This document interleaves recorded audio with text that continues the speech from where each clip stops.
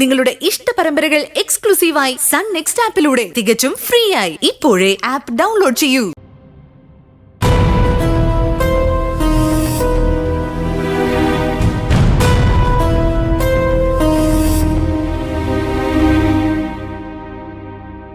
Daddy എന്തിനാ വിളിച്ചത്? എനിക്ക് നിന്നോടൊരു കാര്യം പറയാനുണ്ട്. നീ ഒരു തെറ്റ് ചെയ്തു, അത് നീ തന്നെ തിരുത്തണം. ഡാഡി എന്തിനെ കുറിച്ചാ പറഞ്ഞു വരുന്നത്? അറിഞ്ഞുകൊണ്ട് ഞാനൊരു തെറ്റും ചെയ്തിട്ടില്ല. ശരി, സമ്മതിച്ചു. ആ ദേവിയുടെ കയ്യിൽ നിന്ന് നീ വാങ്ങിയ പണം തിരിച്ചു കൊടുക്കണം. എന്നിട്ട് ആ കുട്ടിയോട് ഒരു സോറി കൂടി പറയണം. അവരോട് ആ പണം വാങ്ങാൻ പാടില്ലായിരുന്നു. ഡാഡി എന്തായി പറയുന്നേ? നമ്മൾ അവരുടെ കയ്യിൽ നിന്ന് അന്യായമായി പണമൊന്നും വാങ്ങിയിട്ടില്ല. ഹോസ്പിറ്റൽ ബില്ല് വാങ്ങുന്ന ഒരു തെറ്റാണോ? അല്ല, അവളോട് ഡാഡിക്ക് എന്താ ഇത്ര വാത്സല്യം? അവള് ഡാഡിയുടെ ആരാ? എന്റെ ആരുമല്ല. പക്ഷേ എന്റെ മകൾ ചെയ്ത തെറ്റ് എനിക്ക് തിരുത്തണമെന്ന് തോന്നി. ഞാൻ എന്ത് തെറ്റ് ചെയ്തെന്നാ ഡാഡി പറയുന്നേ? സുധി ഹോസ്പിറ്റലാകാൻ ആരാ കാരണം? നീയല്ലേ? നീ കാണിച്ച അഹങ്കാരം കൊണ്ടല്ലേ സുധി ഹോസ്പിറ്റലായത്. ആ തെറ്റ് തിരുത്താൻ വേണ്ടിയിട്ടാ നിരഞ്ജൻ അവനെ അവന്റെ പേഴ്സണൽ പേഷ്യന്റ് ആക്കിയത്. എന്നിട്ടും നീ അവരോട് പണം കണക്ക് പറഞ്ഞു വാങ്ങിച്ചു. അയാള് പറഞ്ഞു തന്നതൊക്കെ ഡാഡി അങ്ങ് വിശ്വസിച്ചോ? എനിക്ക് നിരഞ്ജനെ വിശ്വാസമാണ്. അവൻ എന്നോട് കള്ളം പറയില്ല. ഡാഡി, ഞാൻ പറയുന്നത് കൂടി കേൾക്കണം. വേണ്ട, ഇന്ന് നീ ഒന്നും പറയണ്ട. സത്യമല്ല ഞാൻ അറിഞ്ഞു. നീ നിന്റെ മനസാക്ഷിയോടൊന്ന് ചോദിച്ചു നോക്ക്. നിന്റെ കയ്യിലെ തെറ്റുകൊണ്ടല്ലേ ആ അപകടം സംഭവിച്ചത്. പോലീസ് കേസെടുത്താൽ നീ ജയിലിൽ പോകും, അത് ഓർമ്മ വേണം. ഡാഡി അയാള് പറഞ്ഞു പറ്റിച്ചിരിക്കുക. കേസ് വന്ന ജയിലിൽ പോകുന്നത് ഞാനായിരിക്കില്ല, അയാളായിരിക്കും. കാരണം അപകടം നടന്നു എന്ന് പറയുന്ന സമയത്ത് വണ്ടി ഓടിച്ചിരുന്നത് ഞാനല്ല, അയാളാ. വണ്ടി ഓടിച്ചത് ഞാനാ. പക്ഷേ അവിടെ നടന്ന അപകടത്തിന് കാരണം നീ തന്നെയാ. ഞാൻ അങ്ങനെ ഒരു അപകടം കണ്ടിട്ടില്ല. എങ്ങനെ കാണാൻ? അതിന് ബോധമുണ്ടായിട്ട് വേണ്ടേ? ആ വണ്ടിയിൽ ഇരുന്ന് നീ കാണിച്ചു കൂട്ടിയൊന്നും നിനക്ക് ഓർമ്മയില്ലേ? ഞാനൊന്നും കാണിച്ചു കൂട്ടിയിട്ടില്ല. എന്റെ ഓർമ്മയിൽ ഒരു അപകടവും സംഭവിച്ചിട്ടില്ല. ചാരിറ്റിയുടെ പേരിൽ നിങ്ങൾ നടത്തുന്ന തോന്നിയാസങ്ങൾക്ക് എന്നെ കുറ്റപ്പെടുത്തണ്ട. സ്വന്തം കയ്യിൽ നിന്ന് പറ്റിയ തെറ്റ് ഇയാൾ എന്റെ തലയിൽ വെച്ച് കെട്ടാൻ ശ്രമിക്ക. അത് ഞാൻ സമ്മതിക്കില്ല. ഡാഡി, ഇത് വിശ്വസിക്കരുത്. സത്യം എന്താണെന്ന് എനിക്കറിയാം. നീ ആ പണം തിരിച്ചു കൊടുക്കണം. കൊടുത്തേ പറ്റൂ. ഇല്ല, ഞാനത് തിരിച്ചു കൊടുക്കില്ല. എന്റെ കയ്യിൽ നിന്ന് ഒരു തെറ്റ് പറ്റിയിട്ടുമില്ല. അവിടുത്തെ CCTV ഫുട്ടേജ് എടുത്താ ഡാഡിക്ക് മനസ്സിലാവും യഥാർത്ഥ കുറ്റവാളി ഇയാളാണെന്ന്. ആ പെണ്ണും ഇയാളും തമ്മില് മറ്റെന്തോ ബന്ധമുണ്ട്. അതുകൊണ്ടാ അവളുടെ ഭർത്താവിന് വേണ്ടി ഇയാൾ ഇത്രയ്ക്ക് വാദിക്കുന്നത്. അക്ഷര, മൈൻഡ് യുവർ വേർഡ്സ്. എനിക്ക് പറയാനുള്ളത് ഞാൻ പറഞ്ഞു കഴിഞ്ഞു. ആ ആക്സിഡന്റിന്റെ ഉത്തരവാദി ഇയാള് മാത്രം.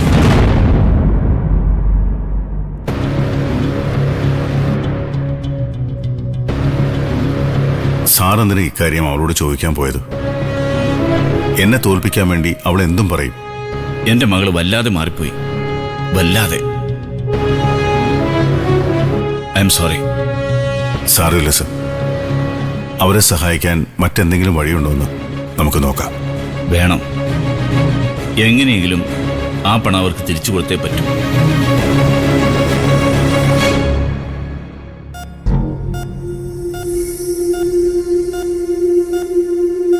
എന്താ സുധേട്ട ഇങ്ങനെ? എന്തിനാ എന്നെ ഇങ്ങനെ വിഷമിപ്പിക്കുന്നേ? മതി, എനിക്ക് ഹോസ്പിറ്റലിലെ ചികിത്സ മതി. ഇന്ന് എന്നെ ഡിസ്ചാർജ് ചെയ്ത് വീട്ടിലേക്ക് കൊണ്ടുപോകണം. മരിക്കുന്നെങ്കിൽ ഞാൻ അവിടെ കിടന്ന് മരിച്ചോട്ടെ. ഓഹോ, അപ്പൊ മരിക്കാൻ തന്നെ തീരുമാനിച്ചോ? എങ്കിൽ പിന്നെ അതന്നെ നടക്കട്ടെ. രാവിലെ മുതൽ ഒരേ വാശിയില. ഒരുപാട് നിർബന്ധിച്ചിട്ടാ മരുന്ന് കഴിച്ചത്. എന്തിനാ സുധിയേട്ട ഇങ്ങനെ വാശി പിടിക്കുന്നേ? കാര്യം എന്താണെന്ന് എന്നോട് പറ.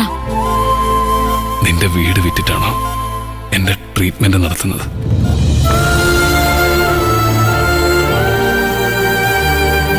അത് വേണ്ട.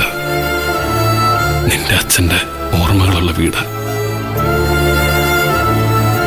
എന്റെ ട്രീറ്റ്മെന്റിന് വേണ്ടി അത് വിൽക്കാൻ ഞാൻ സമ്മതിക്കില്ല. എനിക്കിനി സർജറിയും വേണ്ട, ഒന്നും വേണ്ട. എത്രയും പെട്ടെന്ന് എന്നെ വീട്ടിലോട്ട് കൊണ്ടുപോയാൽ മതി. മിണ്ടത് അവിടെ കിടന്നോണം. ഡിസ്ചാർജ് ചെയ്ത് വീട്ടിൽ കൊണ്ടുപോയിട്ട് എന്തിനാ? സ്വന്തം അച്ഛനും അമ്മയും ആ കാഴ്ച കാണാനോ? എന്നിട്ട് അവർ എന്നെ ശപിക്കണം അല്ലേ? അതാണ് സുധേട്ടന് വേണ്ടത്? അല്ല, വീട് വിൽക്കുന്നതിൽ എന്താ തെറ്റ്? ആദ്യം അമ്മ പോയി, പിന്നെ ഇപ്പൊ ഒന്നും പറയാതെ അച്ഛനും കൂടി പോയി. എന്നെ വേദനിപ്പിക്കുന്ന ഓർമ്മകൾ ആ വീട് നിറയെ. അതൊന്നും കെട്ടിച്ചൊമന്നോട് നടക്കാൻ എനിക്ക് വയ്യ സുധേട്ടാ. അതുകൊണ്ട് എന്തെങ്കിലും ഒരു ഗുണം വേണ്ടേ? അതുകൊണ്ട് തന്നെയാ ഞാനത് വിൽക്കാൻ തീരുമാനിച്ചത്. മിണ്ടരുത്, ഞാൻ പറഞ്ഞു തീർന്നില്ല. ഭൂമിയായാലും സ്വർണ്ണമായാലും മറ്റെന്ത് സമ്പത്തായാലും അതൊക്കെ ആവശ്യം വരുമ്പോ വിൽക്കാനോ പണയം വെക്കാനോ ഒക്കെ ഉള്ളതാ. അല്ലെങ്കിൽ പിന്നെ എന്താ ഇതിന്റെയൊക്കെ ഉപയോഗം? മരിക്കുമ്പോ കൂടെ കൊണ്ടുപോകാൻ വേണ്ടിട്ടോ? നീ എന്തിനാ ഇങ്ങനെ ദേഷ്യപ്പെടുന്ന? ഞാൻ ദേഷ്യപ്പെടുന്ന മാത്രമേ കുറ്റമുള്ളൂ. അപ്പൊ സുധേട്ടൻ കാണിച്ചതോ? ഈ നഴ്സുമാരോട് വാശി കാണിച്ച എന്തിനാ? ഇതിനു വേണ്ടിയാണോ ഒരു പോളെ കണ്ണടക്കാതെ ഞാൻ നോക്കിയിരിക്കുന്നത്? എന്റെ അച്ഛന്റെ പ്രാർത്ഥനയാ സുധിയേട്ടന്റെ ജീവൻ. അവസാനമായിട്ട് ഞാൻ വിളിക്കുമ്പോ അച്ഛൻ ഏതോ അമ്പലത്തിന്റെ മുറ്റത്തായിരുന്നു. മരുമോന് വേണ്ടി പ്രാർത്ഥിക്കാൻ പോയതാ. പ്രാർത്ഥിച്ചു, തിരിച്ചു വാങ്ങി തരുകയും ചെയ്തു ഈ ജീവന്. അങ്ങനെ കിട്ടിയതാ. സുധേട്ടനേക്കാളും വലുതല്ല എനിക്ക് സ്വർണവും വീടും ഒന്നും. അപ്പൊ പിന്നെ സുധേട്ടന്റെ ട്രീറ്റ്മെന്റിന് വേണ്ടി ആ വീട് വിൽക്കുന്നതിൽ എന്താ തെറ്റ്? ഒന്ന് പതുക്കെ, ഞാൻ പറയുന്നൊന്ന് കേക്ക്. എനിക്കിനി ഒന്നും കേൾക്കണ്ട. എന്ത് വേണമെന്ന് ഞാൻ തീരുമാനിച്ചോളാം. മര്യാദക്ക് ഇവിടെ കിടന്നാ മതി. എനിക്കറിയാം സുധേട്ടനെ നോക്കാൻ. എത്ര കാലം?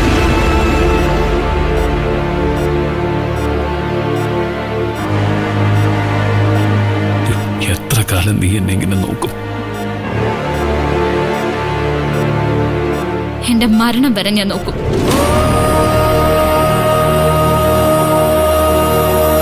ഇതിപ്പോ കൊടുക്കാനുള്ളതാ. ഇങ്ങ് തന്നേക്കോ, ഞാൻ കൊടുത്തോളാം. സിസ്റ്റർ പോയിക്കോളൂ. വാതോർക്ക് മര്യാദക്ക് ഇത് കഴിക്കാനാ പറഞ്ഞത്. ഇല്ലെങ്കിൽ എന്റെ സ്വഭാവം വേറെ പറഞ്ഞേക്കാം.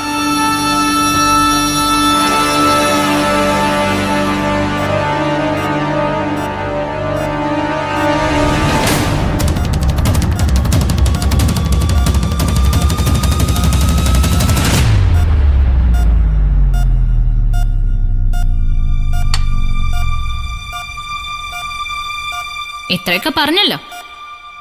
ഞാനൊരു കാര്യം ചോദിക്കട്ടെ? മരിക്കാനാണെങ്കിൽ പിന്നെ എന്തിനാ എന്നെ നിർബന്ധിച്ച് നിങ്ങളുടെ ജീവിതത്തിലേക്ക് പിടിച്ചു കയറ്റിയത്?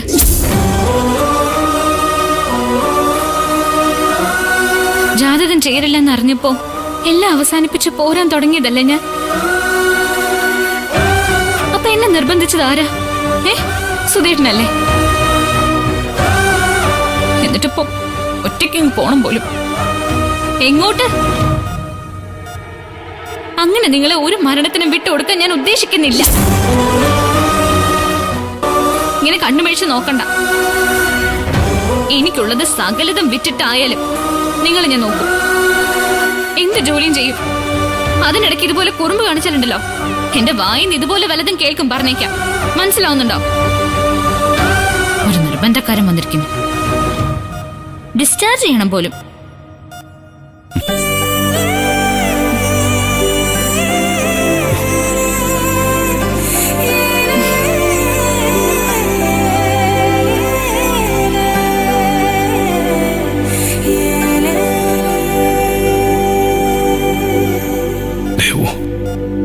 വേണ്ട, വരണ്ട.